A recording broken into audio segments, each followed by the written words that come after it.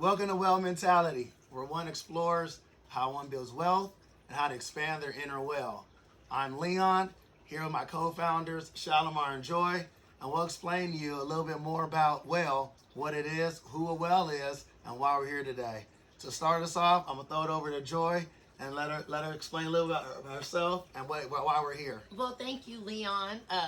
As he said, my name's Joy Howard, and I'm from San Diego, California. These two guys I grew up with. We've known each other for a long time. We came together after having some individual experiences of our own in the professional world and decided that anybody can be a whale. All it takes is a little perseverance, a little hard work, and really zoning in on something that's for you. For me personally, I'm a mom, but I'm also a doer. I'm somebody that I realized one day I'm really good at helping and supporting other people because I'm willing to do things that other people aren't willing to do. I zoned into that, and it's parlayed me into a career where I was able to quit my job and partner up with my best friend here, and we're making some big things happen in real estate, storage, oil and gas, and we're here to help you guys also find what that is for you. So now I'll let him explain a little more about what he does. Yeah, so appreciate that, Joy. So I'm also from San Diego, as she mentioned, Leon Oloya. How I met Joy was back in high school, Marian Catholic, small private school in South San Diego, where I would say all walks of life, from social demographics to cultures to everything, and all blended in one location, but in a small setting where you actually get to know each other. And from that, you saw that there's a lot of whales out there in all walks. At that time, I probably didn't recognize it as such, like I do now, but it was one of those locations where you can see what we'll talk about as a Whayle mentality and why it can work, why it will work if you plug it in. Like Joy, I'm also a parent, father, husband, two beautiful girls and a beautiful wife. We reside in Houston, Texas now. After high school, went on to play college football at New Mexico State University with Shalimar, who, when he introduced himself, you also see how we growing up a couple mile radius from each other, all three of us, and like Joy said, branching all out, but then coming back together after a bunch of experiences. You'll see how that also plays a part. But went to New Mexico State. After such, hired on with ExxonMobil as a field engineer, working Southeast Louisiana and Mississippi. Big oil and gas, big corporate world, a lot of prototypical type environment that wasn't like where my background's from. But I'll tell you why, again, it all plays into this. Worked as a field engineer for a couple of years there in Louisiana, then moved to the West Coast, similar role with ExxonMobil. Started going through operations roles, supervising both wage employees and other managerial, professional, technical type positions. From there, started liking the business side of things. And again, when we talk about wealth and expanding your inner well, a lot of the wealth is value. It doesn't necessarily only mean money. A lot of times it does, but it does mean independence, control, time. Yeah, all of the above. Time is probably one of the biggest values. At least I think so. But yeah, and so from those various roles in ExxonMobil, seeing that value, that wealth, pairing that with the education side, decided to go back to school. Went to Rice University in Houston, picking up my master's in business administration. Also, again, seeing more of the X's and O's from the financial side. That's what took me in through the logistics, optimization, commercial side of the oil and gas business, from the inner workings of the refinery, where I spent 4 years in Baton Rouge, to the trade floor, where you're buying and selling crude oil and working with traders and schedulers and understanding geopolitical items, to also running one of the geographical regions, P&L. So I ended my career there. P&L? What's P&L, man? Profitability and loss. It is the balance sheet. It's why a business exists. Okay, It's to increase that P&L, right? Making sure we're using language we all understand. Great. That's a great help item there. So yeah, like I said, so that's what took me to saying, okay, yeah, you can play this part. And that business that was ran, that was a couple $2 billion of revenue a year. It was the West Coast Rockies region of ExxonMobil's downstream. A couple $100 million net profit, and you tie into a lot of the general interest and the health and shares. And so you're seeing that, you know, a kid from Southeast San Diego who stepped out of his element at Marian Catholic High School. Marian Catholic. Then went over to New Mexico State and was paired up with people from all across the U.S. that you never thought that you'd be friends, but become best of friends. And then go into the corporate world, working in an environment that's completely different than what I was used to. But understanding that if you have that Whayle mentality, you understand those other Whales in those locations, and you pair up that liking, and it works every time. So yeah, we'll expand more. Again, with that, I'll throw it over to Shalimar, let him dig into his background and expand upon why we're here. Oh, that's a wealth of information. Appreciate you, Leon. That's a good background. Well, hi everyone. I'm Shalimar Jackson. I too am from Southeast San Diego, born and raised. Leon and I grew up actually a few blocks from each other. Wait, you say it like I didn't grow up around the corner off of O'Hara. That's true. And we say it like that. I was a few blocks from Joy, kind of right there in the middle. I had the luxury of not going to Marian Catholic. I went to performing arts school. We all kind of went to a school outside of our community, which I think allowed us to kind of see different things, but for us to know that anything is tangible and approachable, and it depends on how you do it. After that, I left San Diego and went to New Mexico State with Leon. I went on an athletic scholarship. I played football, offensive line, had a great time there. After leaving college, I jumped into mental health. Mental health is very important. So I did in-home counseling and therapy. I worked for small nonprofits before jumping out, getting my own nonprofit myself with a few business partners, doing in-home therapy for children and families from San Diego's inner cities to San Diego's richest communities. And what I found out is that a dollar sign doesn't change mental health or equate to changes.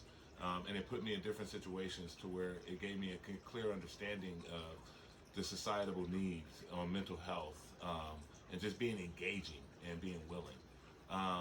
After that, I moved on to a career with the Sheriff's Department. Not on the law enforcement side, but with the counseling side with the Sheriff's Department. I currently manage the courts and the pretrial units where people first become incarcerated. It's very interesting. It takes you to a different side of what law enforcement does and really impacts of what society does on people and people on society, vice versa.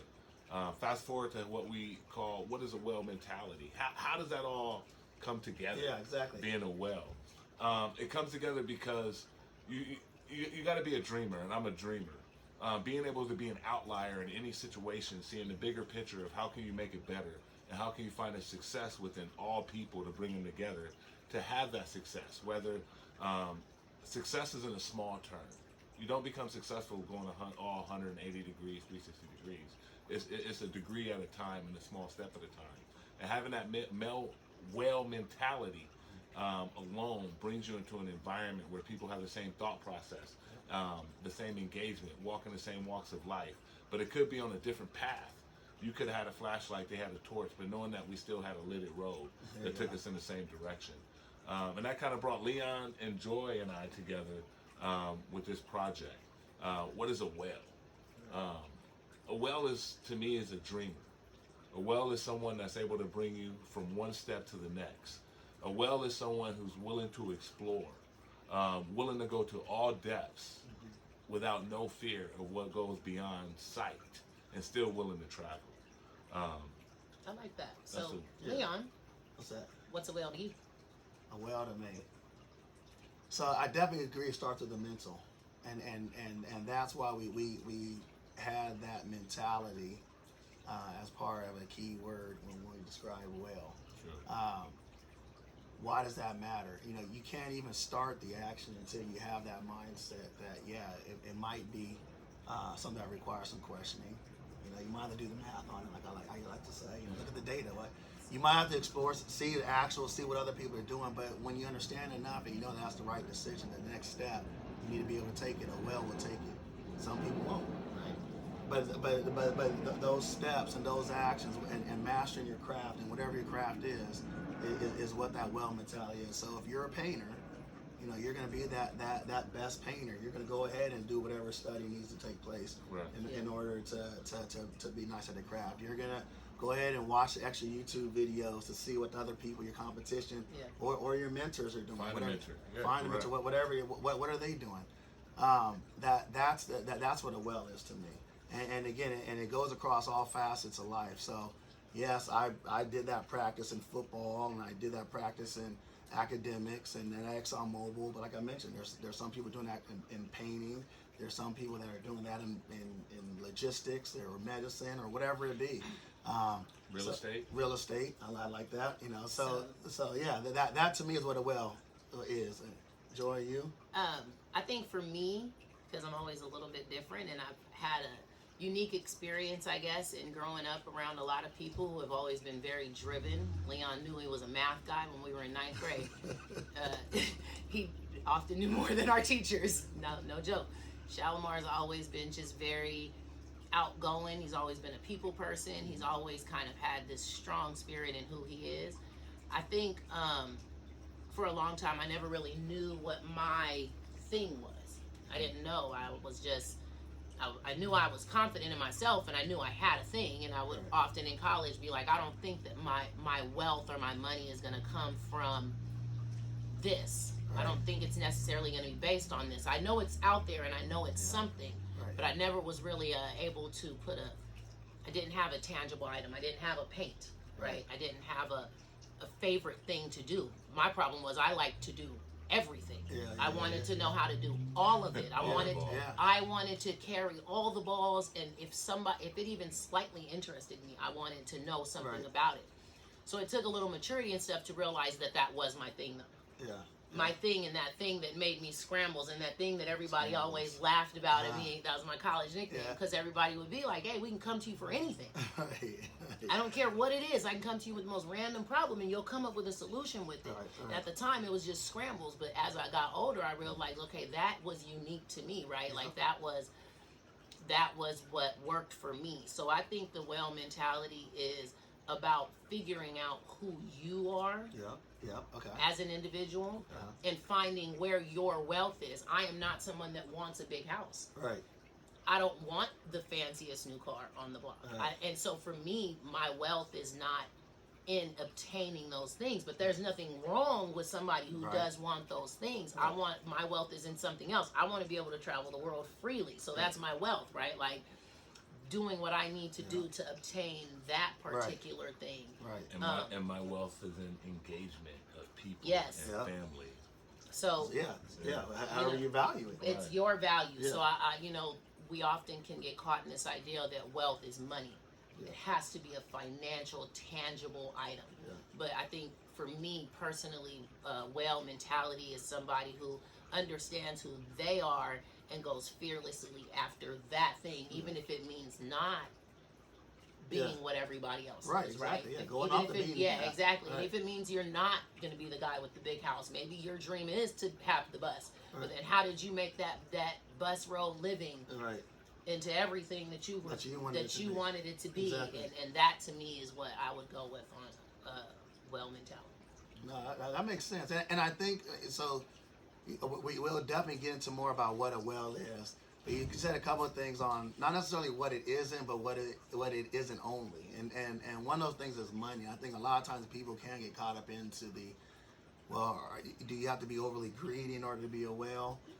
Or is it, if it's not money, then what else is it? I think a lot of times money provides the ability to have the resource. It's the resource that you need to be able to be independent. So a lot of times, but there's ways that you can also do it for free. Like for instance, somebody wants to travel the world, they might go sign up for the Peace Corps because they want to learn how to learn another language. Okay, now or somebody like Shalimar who wants to give back. You don't have to have a lot of money to give back. You don't have to have a lot of money to engage people and be a mental health source to somebody else. Right, that's right. And so with that thought process, it's like, for many people, it's dollars, or it takes dollars to get to that independence, but that's not the only path. And then if you get really good at your craft, whatever your currency is, you want to get paid in goats. People pay you in goats. We like the NFT vehicle ourselves, but we'll talk about that. But there's many different currencies you can use once you get at your craft. Tons of currencies. And that's the value of. I feel if you truly perfect your craft, the currency will come. And there's a lot of, with social media and the world we live in today, we're presented with these items that are fast, and you never see as my husband would like to say, the iceberg. You always only see the tip of the iceberg. You never see all of that happens in order to get to that visionary part. What would you say the inspiration behind Whayle? What's the inspiration behind it? So like, and I think everybody's answer to that question could be not necessarily different. It'll be a different example of that's that Whayle mentality. And so like I think of things where you can see somebody, and depending on what you call them or how they get treated, they can go from being the bozo in the group to being like the brainiac, maniac, even off the spectrum on the other end of just excellent. Yeah. All because, and it could be in simple things. Like I to give this example about, public speaking is one of the biggest fears that's out there. I think it was like death, and then public speaking was number 2. And like when Time magazine ran it back in the 90s, like the top 10 fears or whatnot. But anyway, it was something weird, some random like that, right? Random. But I remember we were at this event where high school students, inner city Houston, were presenting like a business idea. It was supposed to be like Shark Tank. Yeah, Those 56 groups called Mary Hustle Ellen Tank. did it. Yeah, okay, yeah. So yeah, and it was a nice curriculum they had about somebody, you had a business opportunity, built it up, and had to pitch it. But they had to present it, and after presentation, they ran at University of Houston. It's an auditorium, and you had these high school kids now presenting, and some of them English might not even be their first language, may not say in the house. Right. So you had all the other reasons why it's just a little bit more difficult than the average bear to do public speaking, and you'll see them kind of like they get stuck on the words or whatnot, and you hear somebody in the crowd say, "Oh, you got it, girl," or "You can do it." Encouragement. And like that. Yep.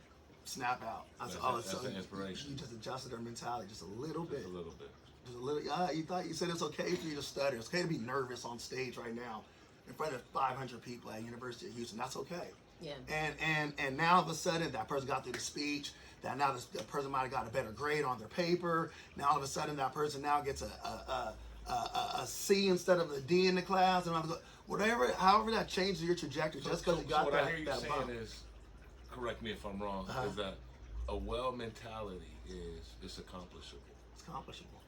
It is accomplishable. It's accomplishable. And you got to believe that's accomplishable first. That, as long as you have the right people around you, or find the right resources. Right. But you have to have experiences. You have to have experiences. This is what I believe firmly, that you have to have experiences. Yeah. Okay. You have to reaffirm to yourself that you can do something. That's why the 1 degree at a time makes so much sense.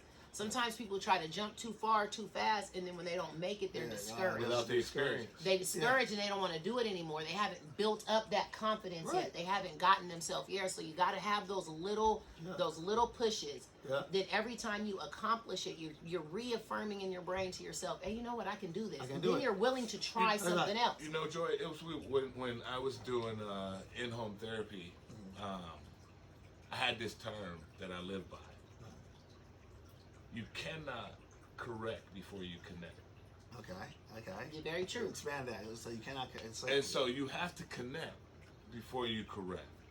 Yeah. Which means you cannot offer anybody anything. And that's what I go off of. It's a bigger value. Mm-hmm. I cannot offer you anything before we have a connection. Yeah.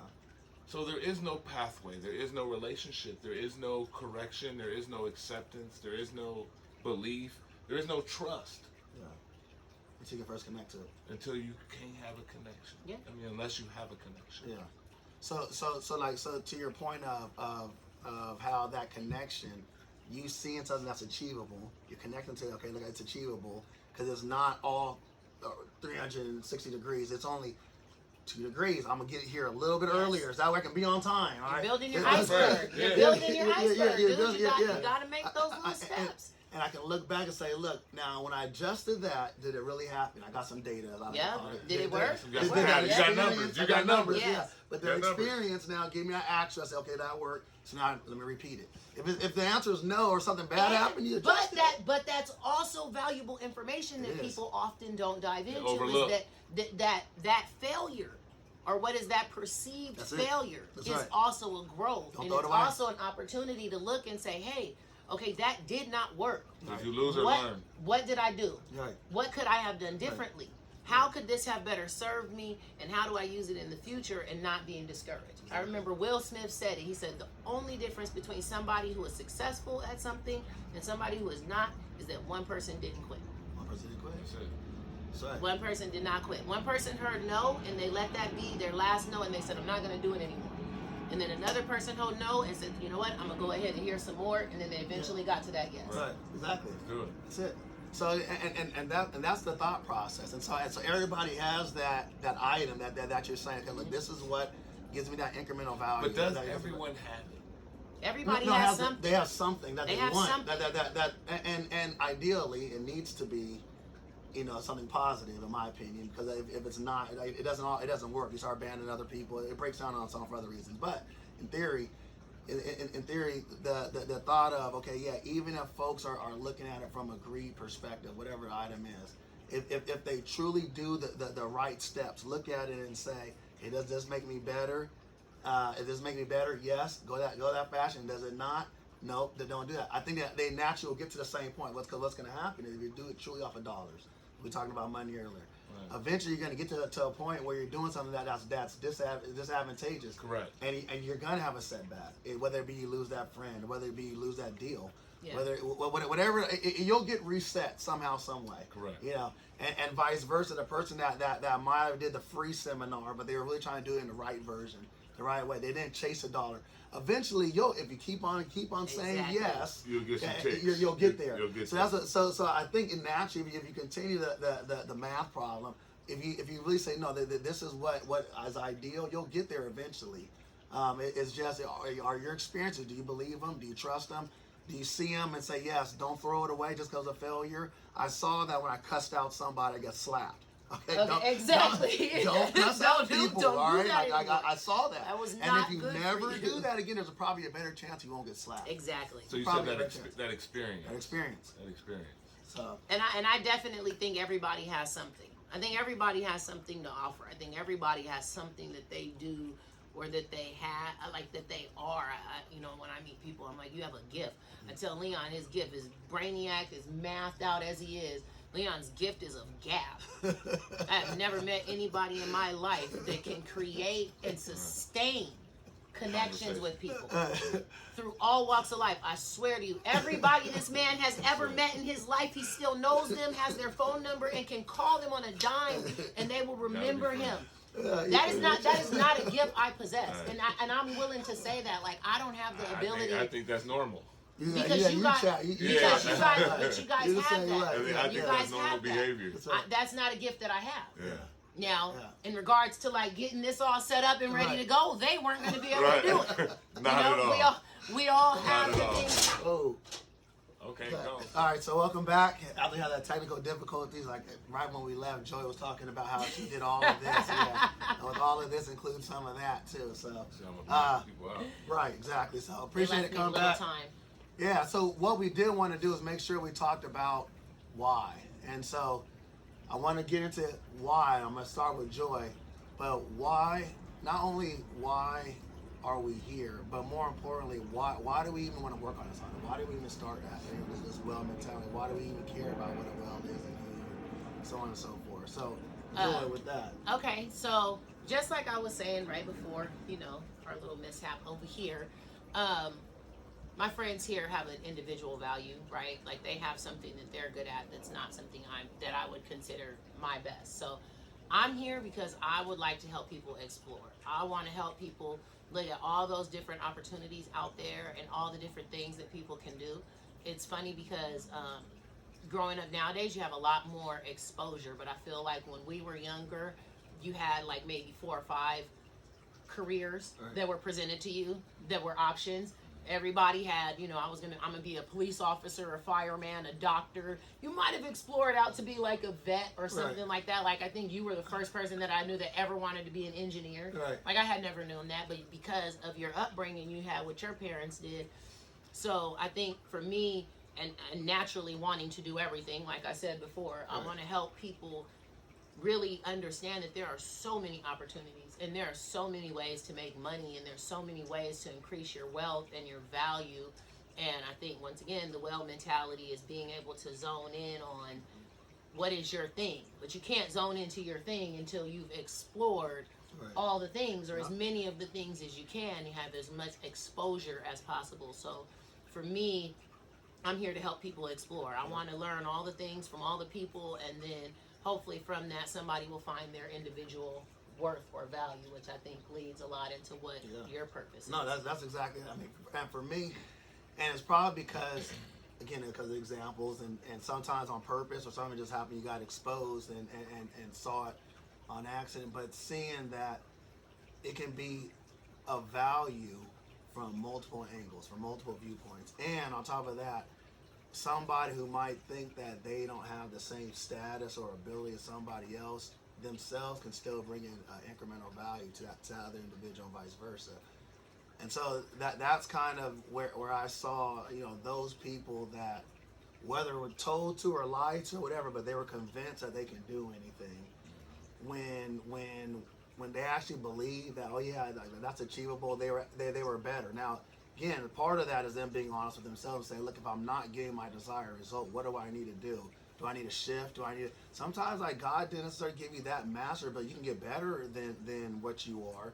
But maybe you're not necessarily at the same level that you say, look, this is making me feel good, or I can, it's fine. Like that doesn't mean you have to stop there. Find something else, do something. So anyway, when you look at that individual worth, individual value, that's what I saw.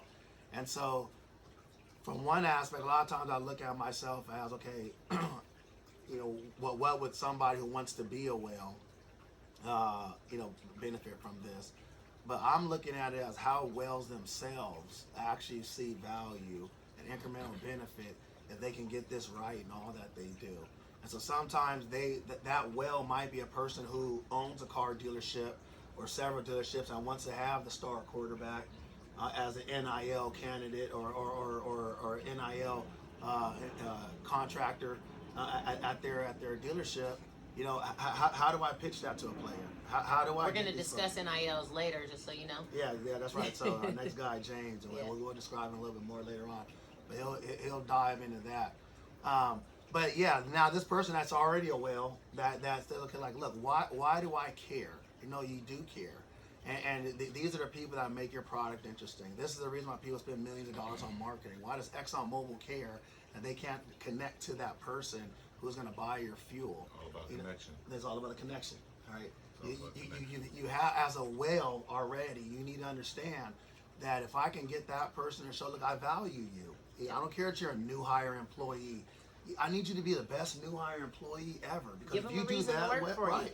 If you do that well, then I get this, and I only get this right because you're that guy that you can't lead a meeting well, but you can sit there and crunch through a number and make sure that we don't lose value and leakage because we didn't believe the instrumentation. No, so I need you to understand that value, and if the whales themselves can get that, if you value that person right, it benefits you. It increases your value. That's why I everybody benefits. Everybody benefits. So the whale benefits. The person that wants to be a whale, so on and so forth. So, how do we get value for everyone? Exactly. Because of. And I think that brings it through. It's all through connections, and that's where I think it's one of the, not probably the most important, but it's part of the foundations of what is a Whayle mentality? How do we do this, and why do we do this? Why do we do it? Because of the connections. Show you how to build those connections. Putting people together who wouldn't normally be together, and how do they engage, and how can they build that information together, or build that, I call it that spider web of information of woe. Right, the experiences. To have those experiences, those connections that may not have brought you together in this environment, but brought you together as in a whale environment. Right. Because you both have a whale mentality, so that's that connection that brought you together to help things grow. And ultimately, when we're able to have those connections, relationships grow. When you're connected to families, you continue to have those family relationships, those barbecues. What do you call it? The cookouts. Yeah, when you get to go to the cookout. We all know when the connections stop, the cookout stop. And if that's not proof within anyone, or Thanksgiving gatherings, it's all about connections, and the connections you have with your families, friends, or people outside of that. And you never know how those connections, you never know where a connection will lead you. I had no idea when this dude tripped me Right. in English class in freshman year. There was a reason why. I don't know why either. There was a reason why. It was something But the here we universe are. had tripped her. Like, You know, and here we are, literally freaking 30 damn near years later. That was 1994. Yeah, 94? it was Yeah. 1994. You know, and for me, you know, we've been cool, but I always knew how to get things done with that connection. And I made sure Leon in college was always connected home to his family. Hey, I don't know making about sure that. that I sold him. This guy. I made sure he was connected. No, By son. selling him a cordless phone. No. Saved him on his trip. No, not the phone. No. I'm pretty It sure was the a phone was great sold thing. for more than the cost of the phone. That's It not was. true. No. Okay. Hey, It was a penny cheaper. Now, No, we can look. put this out now on in the world, and the world can be the vote. And, Okay, look. Shit. Okay, if you're a whale, don't do this. If you got something that's used, you can't sell it for $19.99 or for $20 when it's $19.99 at Walmart and tell somebody you're saving the tax. No. and the transportation. No, hey. And the transportation, stop it. That's No, we're being funny, but the reality is you never know when a connection, That's when true. you'll make that connection, you never know how you're going to make that connection. Obviously at 14, 15 years old, none of us knew, we had I knew we would be something. Yeah. I didn't know what it would be. I didn't necessarily know that it would be with these guys in any way whatsoever. You know, when I was in college with his best friend, Aaron, and we talked about Shal P, I would have never envisioned us Right. being on this couch. But Right. part of a whale mentality is presenting yourself in a specific way. Yeah. It's understanding these connections and that these opportunities will come Yeah. maybe at a baseball game. Right. It might be coming while you're waiting at a taco right. shop. It might happen in your English class your freshman year. Yeah. But if you present yourself as a good person, you present yourself as a hard-working person, Yeah. you find your values and you really hone in on them, the right people are going to see that and they're Yeah. going to, really... You're going to vector in the right location. Yeah, You're you'll gonna- find yourself there Exactly. if you keep making them right steps. It may not happen immediately. Right. And it may not happen necessarily when you thought it was going to happen. But it'll But happen. it'll happen. It'll And happen. that's the part of the whale mentality that you have to stick with is the continuing with it and Yeah. not deciding that, you're just going to let something good Right. go, whether it be a relationship, whether it be a job, whether it be, Yeah. that grind of that passion that's yours that, is not showing a lot of fruitfulness, or maybe you have to have 2 jobs for right now. Right. You Exactly. know, maybe that's it. That might be it. That might be it. You never know. That's Maybe you good. have to not do that thing that you really, really want to do Right. at that moment. I Right. tell my kids that, it's not always about just doing what you want. Right. Part of the value in being a whale and building wealth That's right. is understanding when you got to put your wants aside and support the team or do what you Yeah. got to do in order to actually right. get there. That sacrifice and stuff is very sacrifice. real. I think going from there, one of the things I wanted to say in regards to our audience is not only thank you for joining us, but this is new for us too. Yeah. So you're going to be growing with us in this experience while I talked about achievements and things. I think we did pretty good. But we're also in this with you. We are also continuing to build wealth. We're also continuing to build connections. We're continuing to explore. We try new things every single day, and we're going to bring you along that journey with us. Exactly. Speaking of our journey, next podcast. Yep. So, James Hall, and I'm gonna actually try to look at my notes here because I know his title is long enough that most people can't master it.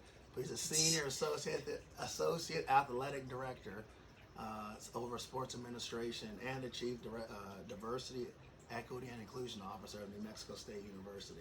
Yeah, it was a mouthful for Leon. Yeah, exactly. It's a lot. But he'll give a much better explanation. But here's somebody that's seen it on multiple levels, specifically in the sports environment. But he'll be the first one to tell you that it's not only about sports. Sports is just a very good vehicle, a very good example. We can see a lot of experiences quickly going after a common goal. So there's a lot of life lessons that can be applied as such. But what he'll talk about is not only about the Whayle mentality and how it applies to his curriculum, but then also how people are utilizing that information, utilizing that utility from the individual. It might be an NIL contract, the Whayle that's looking to better understand how to get involved with these NIL contracts and how to relate and tie into the subjects or those folks that you want NIL from. Exploring how to create value Exactly. from and wealth from a young age, and how Yep. you don't have to be a certain age to Yeah.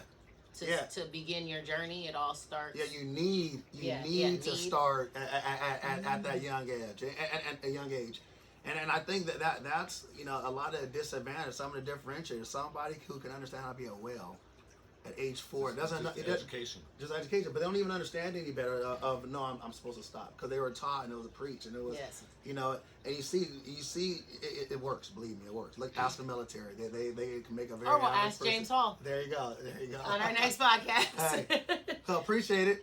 Shalimar, what else? Hey, in closing, that's all I got, Lee. All right. I mean, you said it well. Thank you for joining us again. We were very happy to have you, and we're excited to start this journey. Yeah, thank you very much. I think we're Appreciate good to it. go. Last one. Thank you. Take care.